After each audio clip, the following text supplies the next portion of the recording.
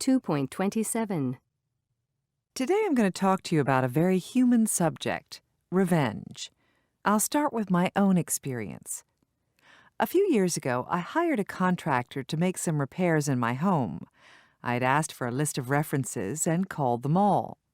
But when he did the work, he accidentally damaged my windows, so now my windows were scratched up and in need of repair. I decided to take revenge. I told him I would call everyone in his list of references and tell them about my experience. They would think twice before recommending him again, I figured. Then he paid for the scratched windows. But what if my tactic hadn't worked, and I'd had to call all those references? I wouldn't have gained anything, and I would have spent a lot of valuable time making all these calls. What would I have gained? Revenge. People naturally want to take revenge for mistreatment, psychologists are finding out. They enjoy revenge so much that they will take a loss for it, according to a Swiss research study. Here's how the experiment works. They give two participants $10 each and tell them the game rules. You get the first move. If you give your $10 to the other player, the researcher will quadruple your gift and the other player gets $50. Then the other player gets a choice. Your partner can keep all of the winnings or share the winnings, giving you money back. $25, an even split, would be fair, in my opinion.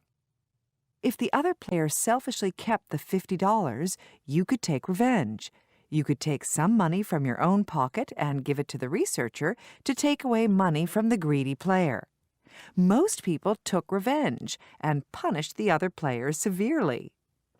While they were making the decision whether or not to take revenge, their brains were scanned by positive emission tomography, PET, to see which parts of their brains were active.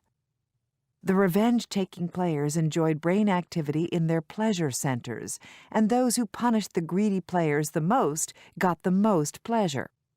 Revenge is sweet, the saying goes, and PET scans show this is literally true. When a society can trust most of its members to play fair, it has tremendous advantages over non-trusting societies. Think of all the times people hand their credit cards to salespeople or order on the internet with confidence that the charge will be correct and the item will arrive. When people don't play fair, as we expect them to, we feel betrayed. We take pleasure in taking revenge when we have been cheated. That's why so many of us enjoy our revenge fantasies even when we know we won't act them out.